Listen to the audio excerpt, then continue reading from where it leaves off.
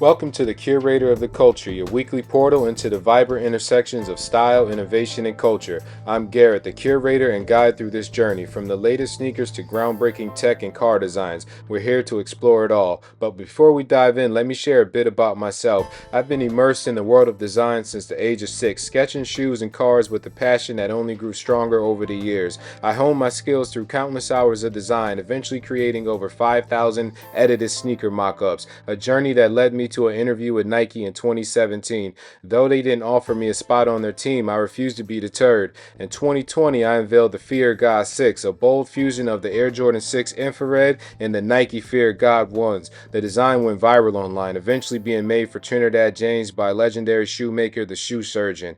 But I didn't stop there. I continued to push boundaries, unleashing the world's first Bluetooth LED Nike Air Force 1s, a testament to my relentless pursuit of innovation and creativity. Join me each week as we uncover the stories, trends, and personalities shaping the landscape. This is the Curator of Culture. Hello, welcome to the Curator of the Culture. I'm your host, Garrett. Let's get started. But before we do, gotta introduce you guys, if you haven't already heard, about my lemonade, People's Beverage Company. I got 3 awesome flavors: honey, orange, and lavender lemonade. Bottling them now, all available, 4-packs, 6-packs. I'm even doing infused joints, so you know what it is. Check the website, GarrettPeoplesNY.com. We got a bunch of stuff on there. Some new teas, all that stuff. I'll be showing it hopefully next episode. New teas, got some other ideas, bags, just everything. Make sure you support. Check the website out. There's definitely something on there for you. Show love. Let's get started. First thing, we're gonna be let's talk about what we're gonna be talking about first. So, first thing, footwear. We have a some. Let's just get into it. Air Jordan 1 Howard PE that's been announced somewhat. I want to talk about the Garrett Peoples Air Force 1 PE. Yeah. And also, Skechers signs their first WNBA player. We'll be moving on to music. We got to talk about Ice Spice. We got to talk about Gordo, new album. DJ Mustard's new album. Rich the Kid's new album. Flo Milli, Childish Gambino, all in music. Pop culture. Man, first, Joe Biden dropping out of the presidential race. Mr. Beast drama. Ice Spice again on the cover of Rolling Stone. Rashir Gray arrested in Florida. And Telfair designed for the Liberian team. Let's move on to sports. USA won their first medal in 9 years, I think. So first win in men's gymnastics in a while. Business. New Balance is quickly rising in sales. I'll just leave it at that for now. We'll talk about it. Man, all right, cars. New Cadillac concept car that was unveiled recently, and Rimac is struggling. Move on to tech. New iPod with your watch. And for science, we got eruption at Yellowstone. So we got a good amount of stuff to talk about that's been happening on over the last couple weeks, or at least the last week and a half that I've seen. Let's get started. Let's go. Footwear. We got this Air Jordan 1 Howard PE. These were announced maybe last year. Yeah, I think it was last year. And I guess to give people backstory on this whole situation with the Howard, which is a HBCU, which is a black a minority black college. And so what it was Cool Kai, a guy who basically came and he remixed the Air Jordan 1 to the highest level that anyone has done it, I guess. He's reached the highest heights making bootlegs outside of Nigo. He's probably the second closest to Nigo in making bootlegs popular. And wow, that's another thought in itself. Him being the second person, well, probably the second person next to Nigo to actually make a really large buzz. But back on topic. So Kool Kai, who was making these bootleg ones, actually somehow was able to collab with these HBCUs way before Jordan Brand came and did it. And so basically what it is Kool Kai came up with the idea first and executed it. Nike Jordan Brand basically came back around trying to double back, saying like, let us do it. We the official, you know what I mean? We're official. So, why wouldn't you want to have an official release out on the streets versus this, entity that, made him by himself kind of thing. And I'm sure, Nike, Jordan obviously gave them donations and all of that, outfitted the school with new gear, blah, blah, blah. So fast forward to a few months ago, there was news of at least, I don't know how many shoes were planned, but at least one HBCU, like Jordan PE was supposed to be released. And we're fast forwarding now, and it's basically being said that all of the HBCU branding and the original partnership and mock-up aren't going to be releasing, but they're basically going to release a shoe with a nod to the Howard HBCU that was supposed to be releasing. And of course, like I don't know the legalities of it all, but my thought is that they probably at some point looked and was just like, even if it is Jordan, if we now come back and allow this big corporation to come in and swat the little man from what he was doing, you know what I mean? It's just like, that would be an ugly thing. And it's basically biting. Jordan didn't have anything to do with any HBCUs until Kool Kai came and did his thing. So once again, instead of them bringing people in and working with them and utilizing new talent, they'd rather just take everything for themselves because of greed.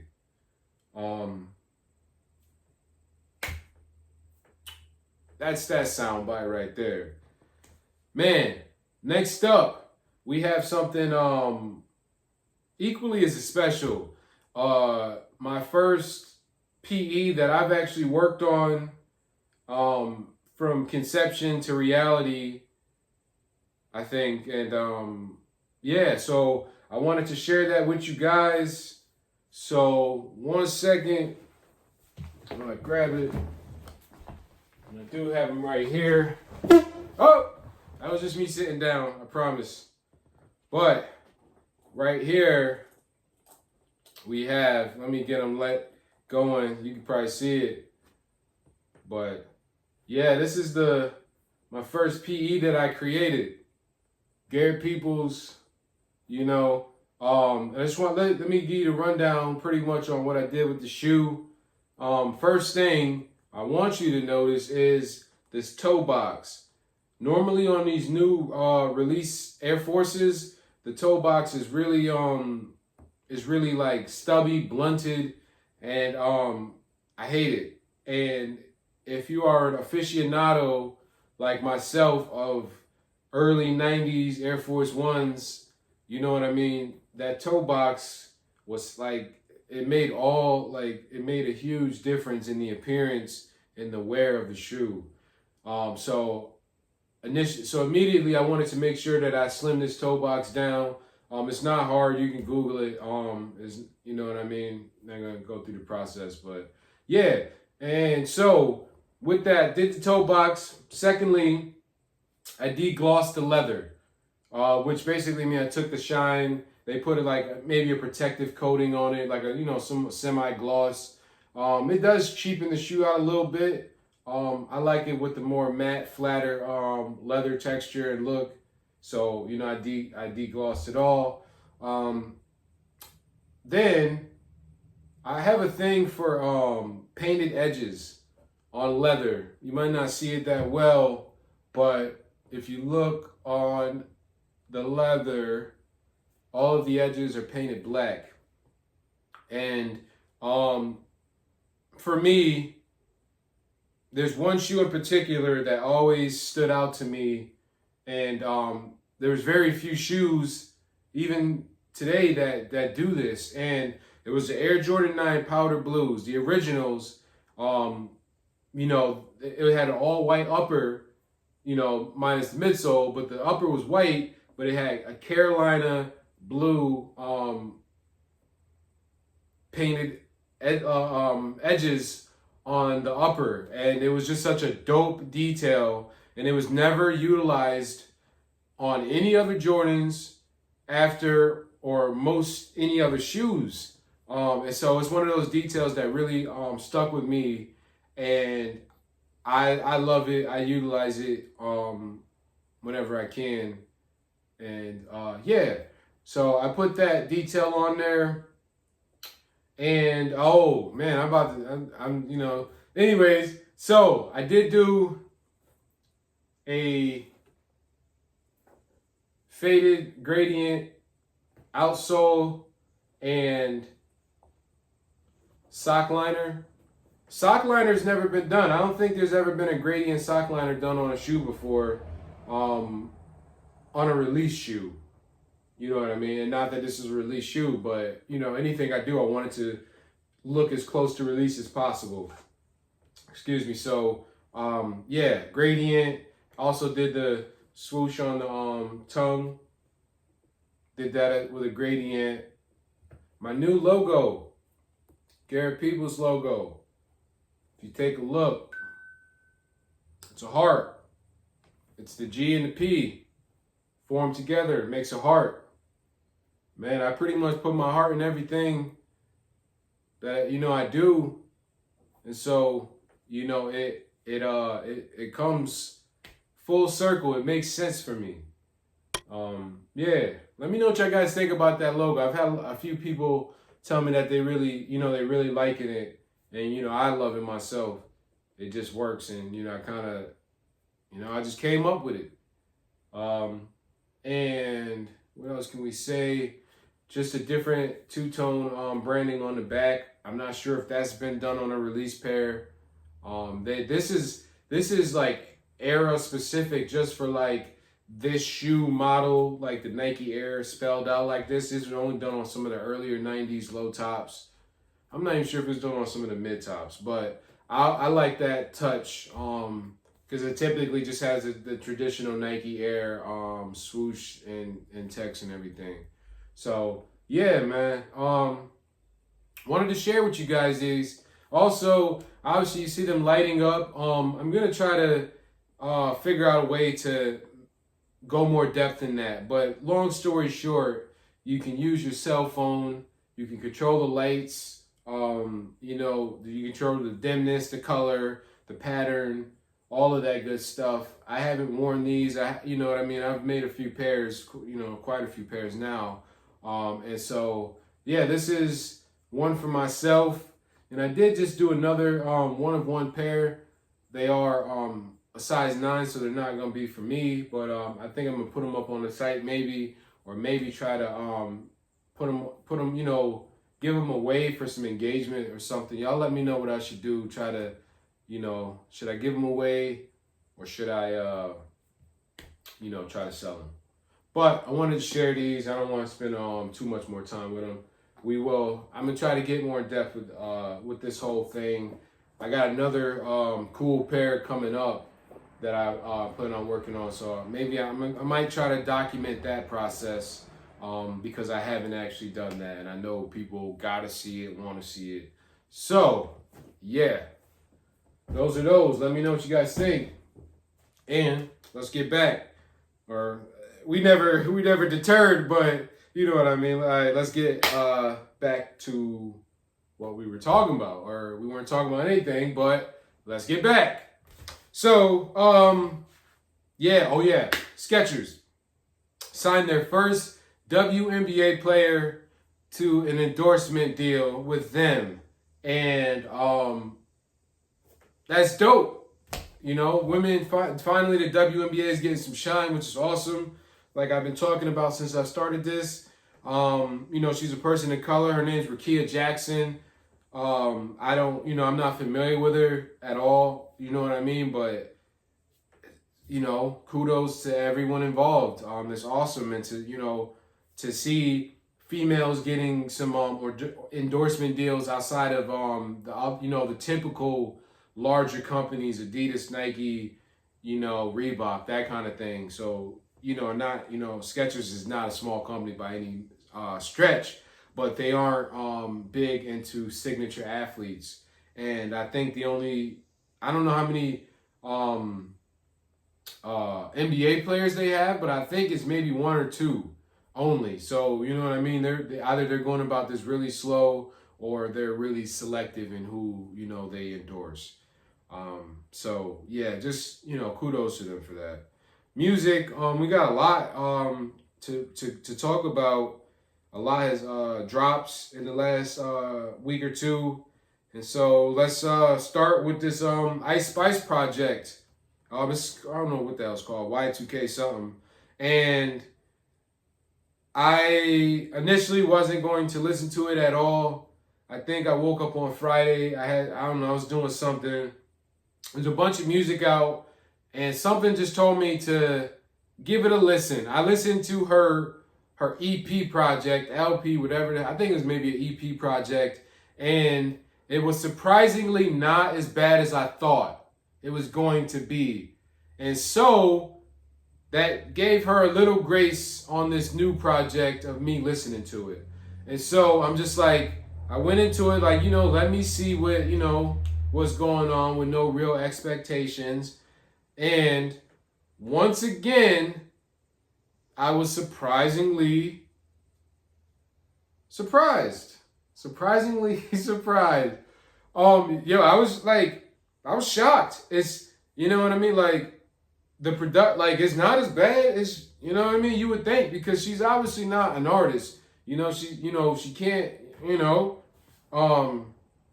she's not really an artist like that. And so, to put together a project that, at least for my ears, is not a complete trash can, you know what I mean? Like, there's established people that have dropped recently that chances are I won't go back to that project. And there's at least a song or two that I could tolerate listening to a few times. Yeah, so just with that said, I'm gonna say, if you are on the fence or in the market, or was even wondering, the Ice Spice project ain't that bad. It really ain't.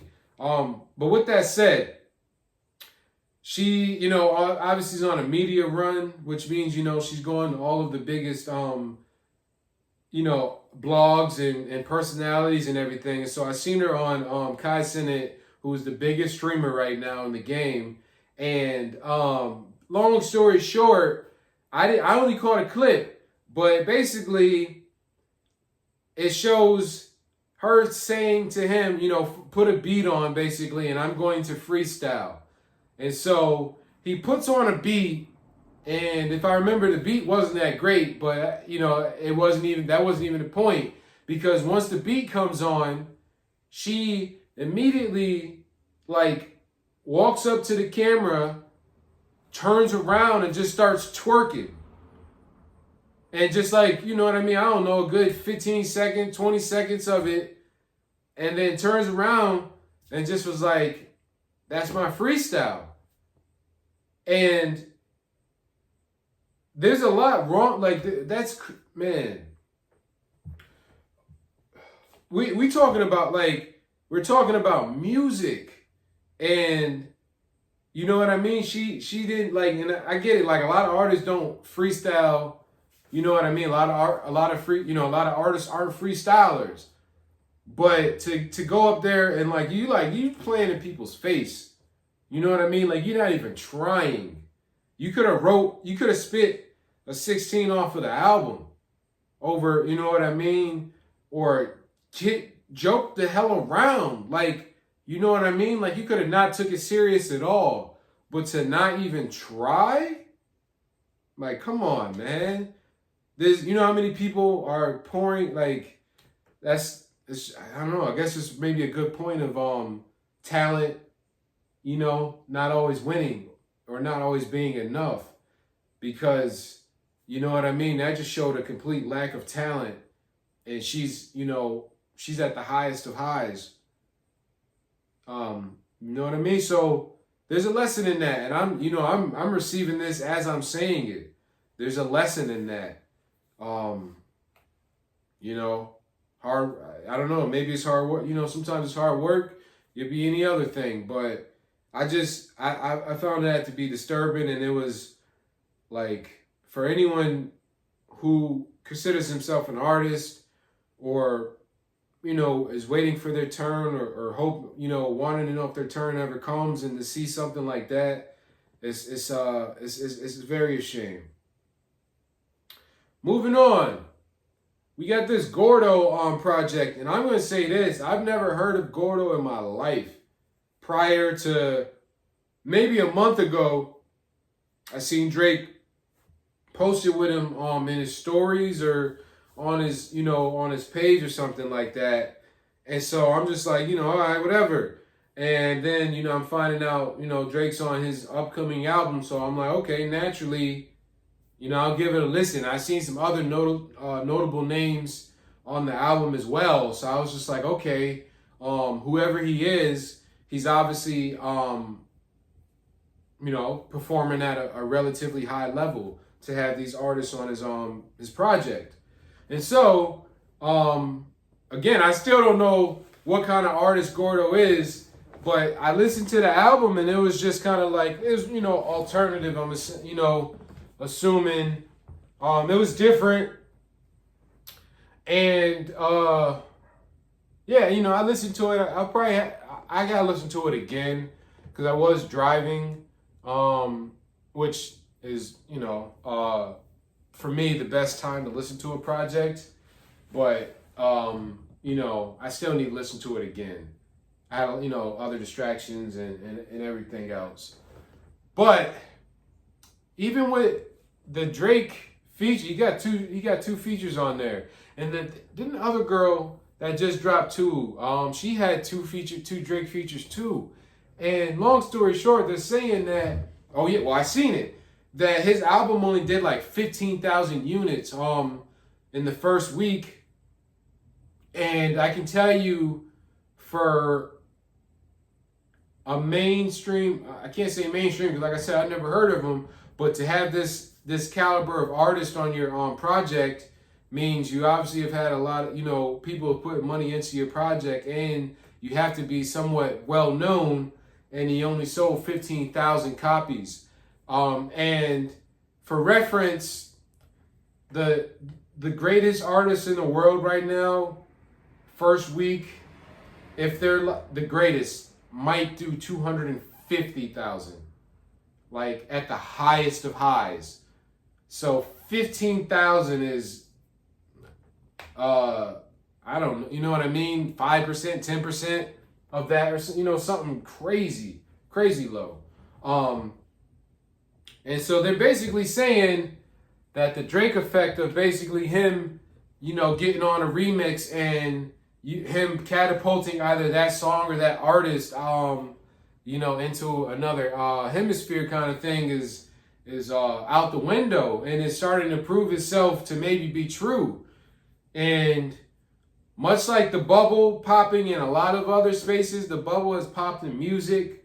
And like I said, I think that beef was the final nail in the current music's coffin, at least in the hip hop space. And what I'm saying is that Drake appears to no longer be the top dog.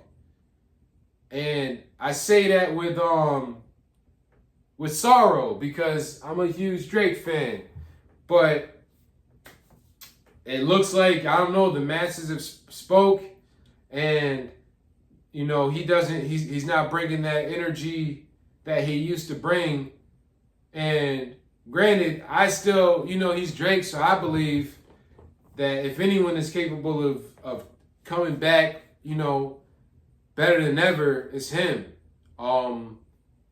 But my opinion is the offerings that he has been presenting since, this beef has ended, and you know what I mean, just they haven't been enough. It's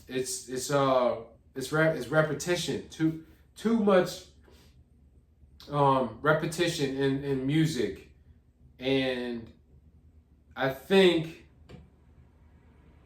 that may be his downfall if he doesn't. Damn, I can't. It's crazy I say that because, thinking about it now, he's done mad different genres of music. And so I can't say repetition because he's tried more different styles than anyone else. But maybe I could say the formula isn't going to work anymore. I'll say that. He needs a new formula. And me personally, I would prefer a more elevated champagne. Like the whole, I understand his bread and butter is kind of the female demographic, but I think for the masses, how long can you do the same thing, even if it's well? I don't know, man. I'm just like, I want the thing, like people said that he never put out a classic, and I can't, I don't even know if I should even bring it up because I'm not sure if I believe that, because nothing was the same to me was definitely a classic. Thank Me Later is definitely a classic, like without a question. And so shit, he got classics. He got classics. He don't have to do. The thing is he doesn't have to do nothing else. That's the That's the I don't know. He doesn't have to do nothing else because he surpassed everyone by such a stretch that he cemented. But I understand that he's not done yet, and rightfully so. He's not done yet, but now he has to figure out how to basically he's got to reinvent himself, much like most of, or all of the artists that have stood the test of time. They've always reinvented themselves.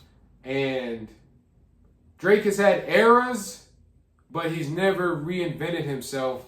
And I think that's what his next move needs to be for longevity, or a better longevity. Because, again, he's cemented, but if he wants to continue what he's started, he's going to have to change course.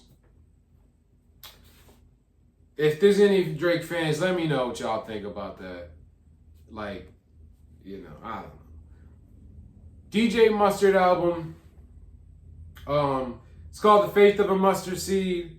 I remember that because I went to church for many years, and I heard mustard seed in church many a times. So I instantly recognized it. I wouldn't be able to forget that. Listen to the project.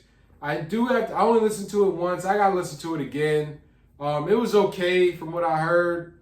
I don't know how many times I said but I felt like I keep hearing it and I don't like it.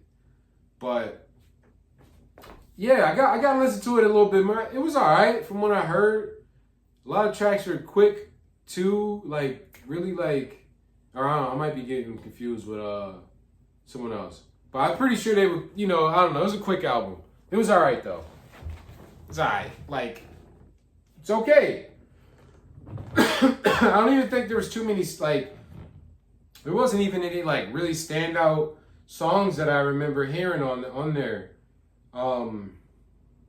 So to be honest, I don't think it's anything that I'll really have a lot of replay for. But I don't think I'm much of a mustard fan. You know what I mean? I don't listen to a lot of his stuff. Really, I don't think so. I guess it's to be expected for me. Rich the Kid dropped an album. I've never listened to a Rich the Kid album outside of the Lil Wayne project that he did a few years back, which wasn't great. I'll say that. That wasn't great. I'm not sure why so I heard a single, I think, off this Rich the Kid project before the album dropped, and it was slamming. And so I'm just like, okay, this track though, you know what I mean? It gave me enough to go listen to the album. And the album is not bad. You got he got a couple good tracks on there. He's not talking about anything on the album, like at all. So, you know what I mean? Outside of it just being some good music to just turn up to, from what I heard, you know what I mean? It is what it is. It's just, it's another album. It's not gonna, it won't even matter next week. But, it's worth a listen. And there's definitely a couple tracks that I saved to my personal playlist. So, you know what I mean? Not saying that it's a bad album. It's just, it's just music. It's more music. Yeah. Flo Milli. I've heard the name. I never really listened to her too much. But this was another project. I was listening to a playlist and one of her songs came on with Cardi B and SZA, I think. And I've heard the song, I've heard the song for, a while, I don't know, for however long it's been out. And, it's a dope song, but you know what I mean? Like, it's a single, so I don't really look too much into singles. And long story short, what happened, I looked at the song, because I liked it that much, seen that she had an album out. I think I seen the other artists that were featured on the album, and I decided to give it a listen. And that was surprisingly dope. Like I said, I haven't listened to her, but that album is, man, it's a strong album, man. Like, I like it a lot. And it's surprising because I don't listen to a whole lot of female rap. And she dope. Definitely dope. If you wanna give some female rap a try, listen to Flo Milli. And then there's another girl. She's kind of like the Drake-esque type. She raps and sings. Her name's Melly. And not to be confused with Flo Milli. Melly, I think. And she's dope too. And she's signed to Tory Lanez. So yeah. And this is why we're speaking about Tory Lanez. He's still in jail, but I just seen that he announced he's supposed to be like dropping music in jail. He dropped like 2 tracks, I think. I ain't give him a listen because I think you gotta go somewhere to listen to him. And I don't know. I'm hoping that he maybe puts it all into like one project and I can just listen to it that way. Cause I don't know, just listen to one song isn't really my thing because it just leaves me wanting more. And then it's like, all right, great, I just got one song. You know what? I don't know, I'm weird. So I'd rather wait for the whole thing. But give Flo Milli a listen. Childish Gambino, he dropped, and it's been a good while. People have been waiting. Apparently, he said this is his last album, and I would think that would be interesting. You know, is it his last album under that name, Childish Gambino? Will he go, under Donald Glover? Will he stop music? I think he's too good to stop music altogether, so that's interesting. I can see him going under Donald Glover. Why the hell not? And yeah, so listen to the album. Gotta listen to it again. Again, almost all of this dropped on Friday. You know what I mean? So I pretty much listened to all of this stuff on Friday and throughout. And so yeah, I had, basically I haven't lived with it enough to, I only listened to it once. I gotta be honest. I only listened to it once, and I gotta listen to it again. From the sounds of it, sounds like an okay project. Definitely not the best from him for me. I don't know how much replay it'll have. It sounded like he was trying to hit a whole lot of bases with this album, you know what I mean? Like trying to incorporate a bunch of maybe different things that he wanted to do, or maybe wanted to get him out of the system. Since he maybe won't be doing music anymore, so maybe that's why he did do that. Is like, hey, let me just try everything I wanted to do, put it in this last album, and just be done with it. So, that would be an interesting take. Overall, I'm a pretty big fan of Donald Glover. Big fan of him as an artist. Childish Gambino. I listen to all of the his projects. You know what I mean, and he's super talented, all around. So I don't know. If you guys haven't listened to him, like check out some of his earlier stuff. Give this project a listen. Like if you haven't heard his stuff, he's an actor. But you know what I mean? Like he's a good artist as well. And he really pulled it off being great, So give it a chance, if you're not doing that. Not if you're not doing that, but just listen to it. It's it's decent music. You ever been out minding your business? It's a beautiful day. Sun's out, birds is chirping, bees is buzzing, and then all of a sudden, next thing you know,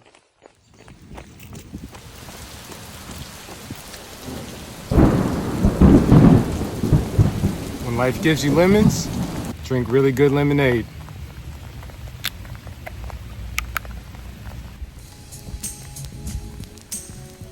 Peoples.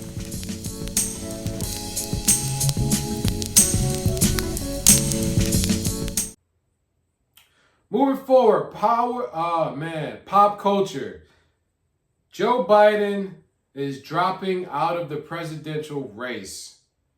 Man, gotta say, this isn't a political podcast at all. And I want to make sure of that, but I also want to make sure that I at least say my 2 cents on things. Whether you value it or not, I have to say it just so I can say that it was said. All of this stuff that's going on with this presidential stuff, it's mind-boggling. It's a lot to process. And from what I'm understanding, this has been the plan all along to get Kamala Harris in the White House. It's pretty apparent if you've done any research that she isn't really qualified to be a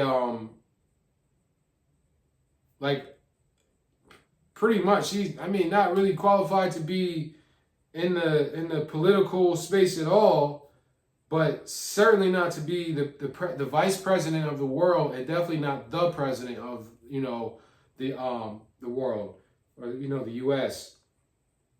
And yeah, so what it seems like is they keep bringing in less and less qualified people to run the country.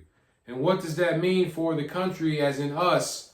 It means that if they're bringing in a bad, someone that isn't fit to run the damn job, the business is going to go down.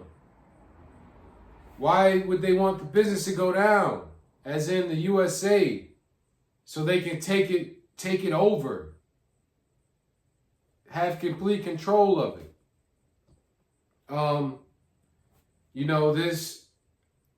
There's a lot, when they talk about the president and stuff, and I felt this for many of years, like whoever's the president isn't really making no actual decisions. He's just a person who is the face of it. But he isn't making the decisions at all. And with that said,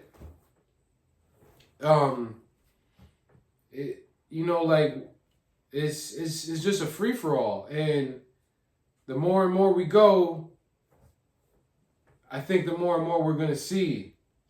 But I'll just say this: do not vote for that lady. For one, we're supposed to be able to select the candidates. She hasn't been selected, by us, the people. So they just picked a person and put her there and said, "This is y'all person that y'all got, that you're going with," without any choice. Like these moves are becoming so brazen that people, like, you gotta like start just opening your eyes and be like, yo, seeing what the hell's going on. It's so abundantly clear that I think next year, 2025, will be the craziest year in recorded history. I think the gloves are off, and they're coming off. And like each year, it's another inch being revealed of that hand that's gonna slap the shit out of everybody or something, or take the gloves off and just wipe everything. You know what I mean? Like now, I'm speaking analogies, but there's a lot going on, man. And not that Trump is any better, but I do think he's a better option. And you got one or two options. You either pick or you don't pick. If you're gonna pick the better option of the two, you know what I mean? Yeah. Man, Mr. Beast drama. So I've been hearing about this for the last 2-3 weeks. There's been some stuff going on with Mr. Beast and one of the co-hosts of the show. His name's Chris. It's crazy because he within the last, definitely within the last year, he transitioned into a female and on the screen. And I myself, I only started watching Mr. Beast within the last year. And so for me, it was just like there was a guy on the show, and then shortly after, I came back, there was a girl on the show, but it's the same person. And he was just like, whoa, where did that come from? And obviously someone's choices are their own choices. And, I kind of, just myself looking at Mr. Beast and the platform that he has, he is doing the largest videos of anybody ever on a consistent basis. All videos are getting 40 billion views. Billion views. And so he's performing at the highest level ever. And now he has this trans person on the biggest platform catering primarily to kids. And so there was that aspect of it. And yeah, and so but long story short, they're saying that this guy girl trans Chris basically has a lot of stuff going on. Like they claiming him of I think pedophilia. They said he might have leaked some nudes of an actress, that I don't know, he dated or something like a while back. So apparently he's shaping up to not be a great person. And I wanted to say that what Mr. Beast is doing as a person and as a philanthropist, I think, he is changing the world for the better in a positive manner. And when you're doing something positive, people aren't going to like it a lot of times. And so I'll give some backstory with Mr. Beast.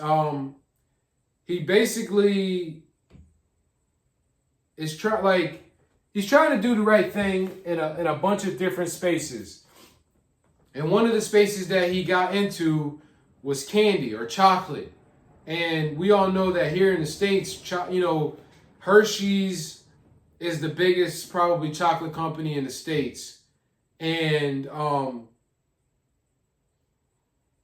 what Mr. Beast is trying to do is tell people and consumers that these huge corporations aren't making the best product. Even though we've all been eating it, you know what I mean, most of our lives or all of our lives, they're putting a bunch of stuff in it. So long story short, Mr. Beast made his own chocolate bar with I think it's 5 simple ingredients, super, natural stuff. And, because of his audience, he's making statements, you know what I mean? I know he was going after chocolate. I know he was going after cereals.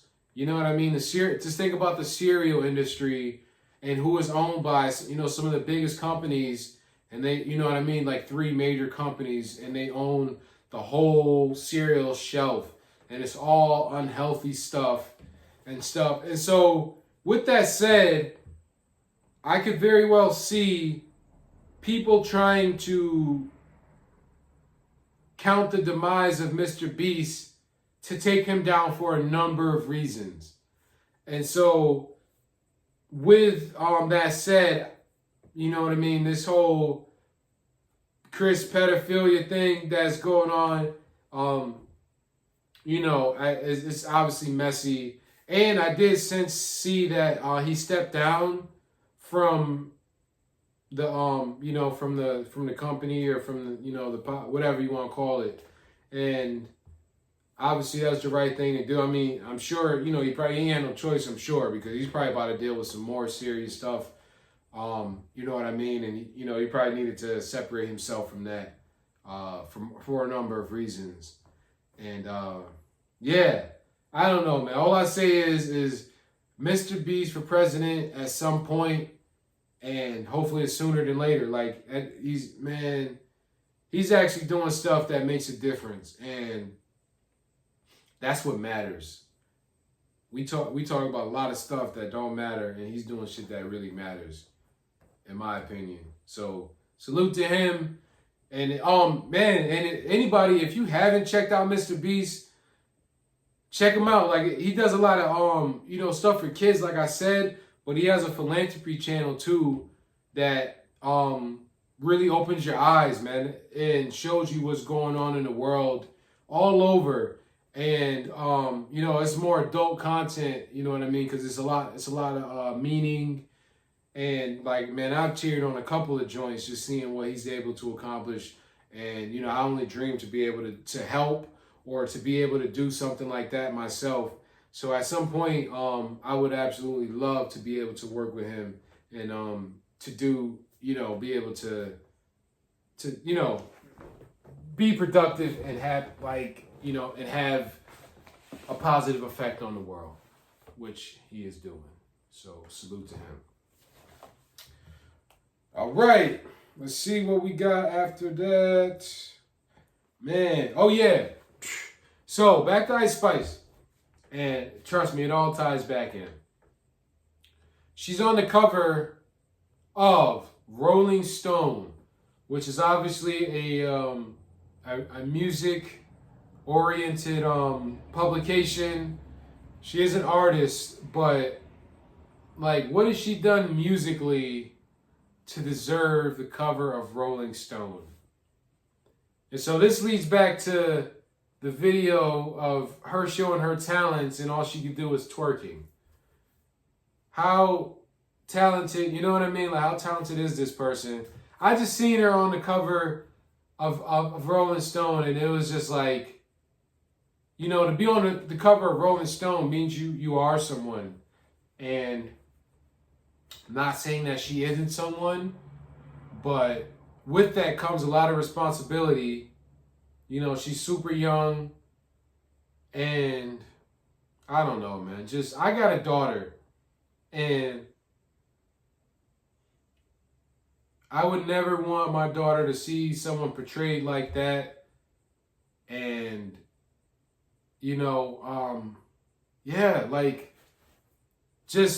this is what they want the face of youth to be. This image to, emulate this. And, it's a bad message. And, I ain't trying to be preachy, but they're setting us up for failure, and they're setting our future generations up for failure in a real way. So I just wanted to talk about that, and I felt like I'm dampening the mood or something, ruining the mood. But nah, I just I seen that and I had to say something, because it's just this day and age. This is the type of person that makes the cover of Rolling Stone. Next up, Brashear Gray arrested in Florida for trespassing. They gave homie a $150 bond. And I'm like, man, $150 bond? Obviously, that's like a gift. And I don't know, it might have been sympathy, because if you look at the mugshot, it looks like he's down bad. And you got, man, if you don't know, he's one of the homies that was on, man, what the hell was that? The show on Fox. Man, with Taraji and damn, what's whole boy name? I can't even. Empire was the name of the show though. Lucius Lyon, and so he was one of the sons, Hakeem. And I watched that show for a good few seasons, and then I ended up falling off of it because it got too much after a while. But long story short, he was on one of the biggest show in the country at a point. And there's been a lot of stuff that has happened since that show with him, with law. And I'll just say this. I've heard a lot of stuff about, the Hollywood rumor. I don't want to say Hollywood, Hollywood taking advantage of him. He was a, pretty young star. And I heard a lot of stuff happened in Hollywood. And being young, man, I know it'll spiral you out. And so, unfortunately, I think Hollywood pretty much used him and tossed him out. And not, hopefully he can come back and, regain, something. But this, just like, man, imagine being, I don't know. He looked like he was down bad. And it, just to see our stars like that be kind of disappointing, it'd be sad. And a lot of times it'd be seeming like it'd be a lot more minorities than others. And it's just unfortunate, you know. And I think he might be like 26, 27. So he's still got a lot of life left in him to you know, to progress. But I thought that was pretty interesting. Man, last up in pop culture, Telfair basically geared up the Liberia team for the Olympics. And if you don't know, Telfair is a company. I think they make bags. I know they make bags. But you know, it's a company. Basically, I'm not sure like how many people are involved. I think it might be just one person or few, but they are of African descent. And long story short, they were able to design the Liberia uniforms for the Olympics. And they weren't the only people to design for their respective countries. I seen a whole bunch of different countries utilizing designers from their country. And obviously, I think it's the dopest thing ever to give shine to someone else. You know what I mean? To give shine to someone from your country. And I'm not sure. Like typically, I know it was always like sports companies that really outfitted. Obviously, sorry, I got something in my eye. It was always sports companies that outfitted the Olympics because obviously it's sports. But for us, for the last, I don't know, maybe decade, I would say at least, Ralph Lauren has been outfitting the Olympics, which is like initially when it first happened, it was monumental, and so they've been doing it pretty much ever since. And seeing some of these new people coming in from these other countries designing, I just wanted to say that even though I don't know, man, like I want to say this like in the right way. I'm glad that our default designer is Ralph Lauren. That's what I'm trying to say.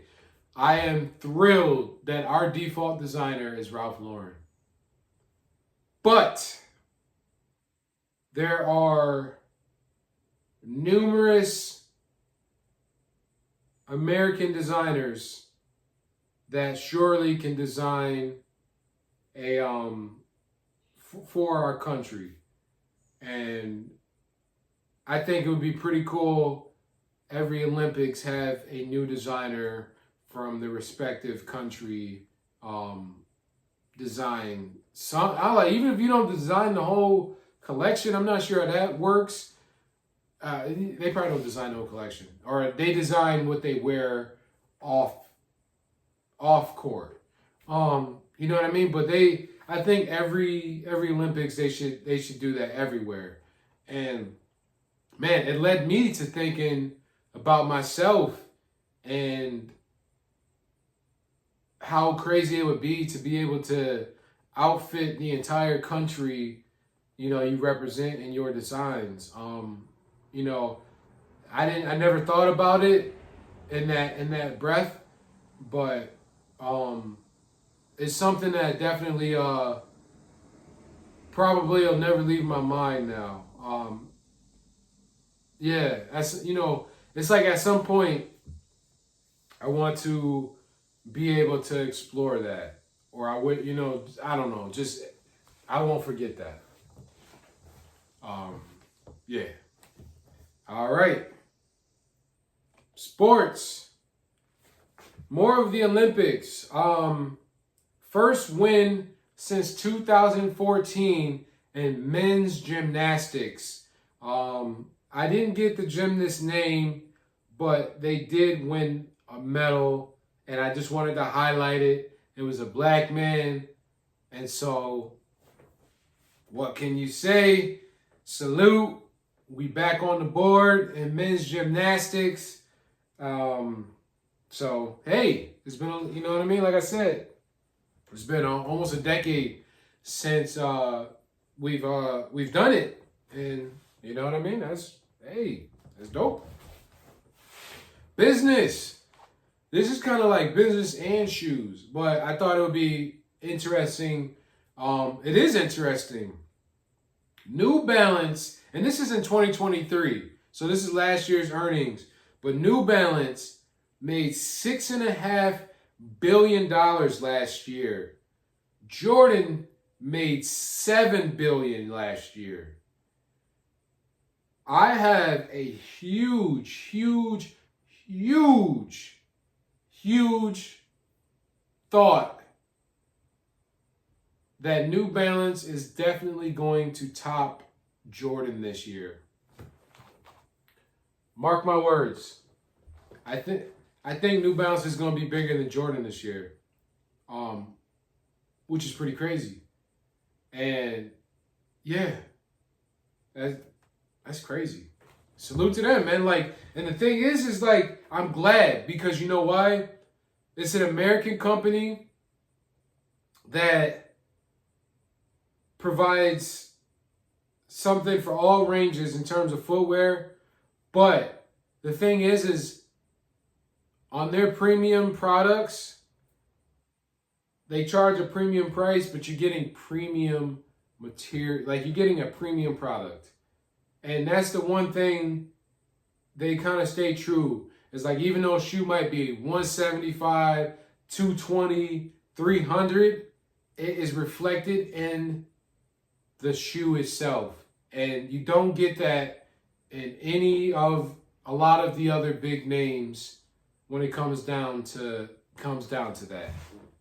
With every shoe, like, you know what I mean? Like Nike, you'll get a premium shoe or a truly premium shoe every once in a while. But you know what I mean? New Balance has it down to a science, and it's really working for them. And it shows. It just shows. So salute to them. I'm gonna stay watching it, because now I'm genuinely a little bit more interested to see which way that goes. But so yeah, let's move on to cars. Oh man, so it was earlier this week, maybe even late last week. Cadillac unveiled this concept car. I think it's called the CL, and maybe not. I'm probably free. It's something C. But this thing caught my eye like, whoa. And most Cadillac concepts do. Cadillac builds over the years, they've built some of the most beautiful concept cars, and then they never build them, or what ends up coming out is 75% less than what they showed us. And so this concept car is based off of the new Celestiq electric car that they got coming out. That's actually coming out. It's a $300,000 electric car that is coming out. And so this new car is basically a convertible based off of that. And so knowing that the sedan hatchback car is coming out led me to believe that there's no reason why this convertible can't or won't come out. My thought is that they might gauge to see interest. If they get enough interest, then they might think about putting it into production. I, for one, absolutely hope that they do. I do wonder what the price point will be if the sedan is $300,000. My assumption is that the convertible is going to cost more. And how much more? Like $400,000? I mean, I guess they can do it if Rolls-Royce has a Spectre, that those are like $500,000 or something nuts right now. And so I'm like, maybe it'll be $350,000, like $350,000. That's so much money. So much money. It's so nice of a car though. It's beautiful. I even rendered a couple colors, and I typically never do that. Well, especially not with like a concept car. I've probably never done that. Maybe once, one other time. But long story short, I'll show the renderings too. Just because I was really, really into it. I showed my boy who's a really big Cadillac fan. He's got shit. He's only got 2 Cadillacs now, but he's at a point he had 3. And he's had several over the years. And yeah, so I just think this car is beautiful. Let me know what you guys think, all my car guys. And my homie, he's just like, man, like he couldn't see nobody paying $300K for a Cadillac. It is electric, but like I told him, if I had the bread, I would 100% do it. It's an American luxury car like we don't have. You know what I mean? So to be competitive with Europeans, this is what we have to do. You know what I mean? Yeah, man, let's do it, bro. Like, and at least we have one brand. I wish we had, more like Lincoln, it'd probably be tough for them to step up that much. They got a long road ahead of them, but I don't know. A nice few really nice luxury brands would be awesome. Duesenberg was one of those brands up there with Cadillac and Rolls Royce in the 20s and 30s, and they went bankrupt years ago. But I've always had a love for them because they were like the peak of automobiles at a point in history, and they were American. So it would be cool, to really be competitive in that space moving forward. Rimac is in trouble selling cars. So Rimac, if you don't know, it's an electric car company primarily. They are in partnership with Bugatti. So the creator of Rimac basically is like the CEO of Bugatti. He's the same age as me, if not a year younger, which is obviously amazing. I'm a really big fan of what he has accomplished. And long story short, he created this Rimac Nevera, and it's all electric. It is the fastest car in many of ways ever created, and I think they cost like $2.5 million, something like that. They were planning on building 150 of them, and it's reported that they've only sold 50 of them. And so now they're having trouble selling the other 100 cars. And that sucks. And I personally think this has happened for a number of reasons. The power race in cars grew way too fast. We went from like the top end of a car being 600 to 700 horsepower to 1,000, to that becoming like the norm, and 0 to 60 started becoming 5 seconds, 4 seconds, 3 seconds. Now they're 2 seconds. And that leap has happened so quickly that it's oversaturated. And there's also the whole thing with the EV infrastructure. So, not being able to charge, the distance issues. And I do think that obviously electric hypercar is a different space because you're not going to be using it in the same ways you'd be using a normal electric car. In terms of commuting somewhere or just driving,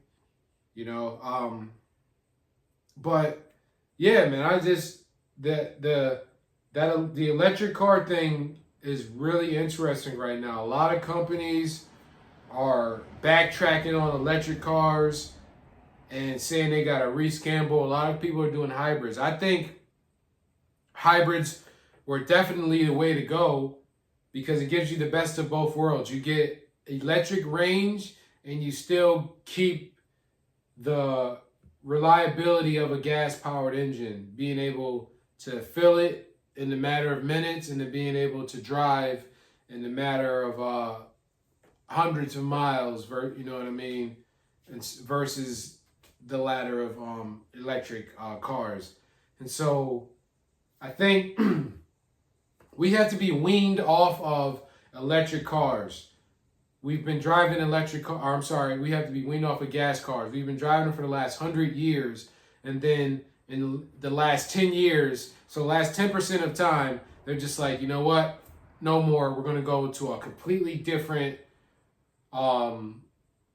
power unit. And that's a lot. And so I think, you know what I mean? What needs to happen is which was happening, is engines need to get smaller and smaller. The batteries need to start getting bigger and bigger until you have only battery and you don't have any engine.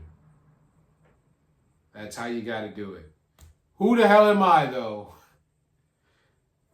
Anyway, tech.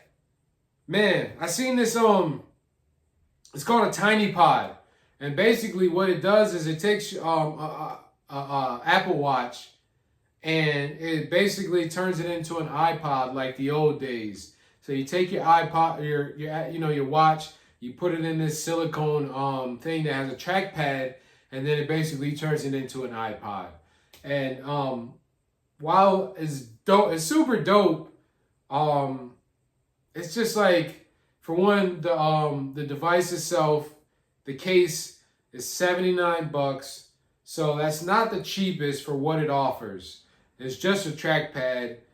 And I mean, obviously there was some development into it. So, you know, the price isn't horrible for what it does, but it like, if you could get that price down to $35, you know what I mean? Imagine how much better of a compelling buy that would be. Because you're asking like someone to shell out another $100 almost to take something that they've already purchased several hundred just to reutilize it, I guess. Which, I don't know how many people, I don't know, like, if the thing is like, if you didn't have a plan for your old watch, who keeps them? You have like, I mean, I'm sure some people do keep them. I've never kept them because I just didn't need it. You know what I mean? Like I don't know. So yeah, I don't know. But it's a super cool thing, and I don't want to like shit on it, but you know what I mean. But I just thought it was cool, like to see something innovative, changing something and turning it into something totally different. I just thought it was kind of ingenious. Yeah. And lastly but not least, in science, there was an eruption at Yellowstone that apparently has never been seen before, at least in the area that it was in. It was in some type of like basin. And I've never been to Yellowstone. I pray to get to Yellowstone at some point in my life. I don't think about it as much as I should, but Yellowstone is one of the places in the U.S. that I have like bucket list place by far. And so there was someone there, and you know what I mean? They caught the eruption at the perfect time, right as it was happening. And so let's just watch it, and yeah, let's watch it.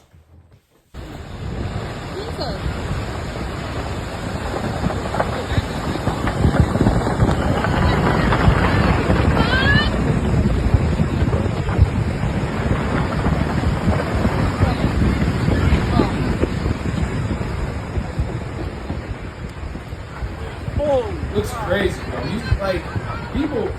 I would have got the hell out of there, like, cause that cloud, the cloud got crazy. I would have got out of there.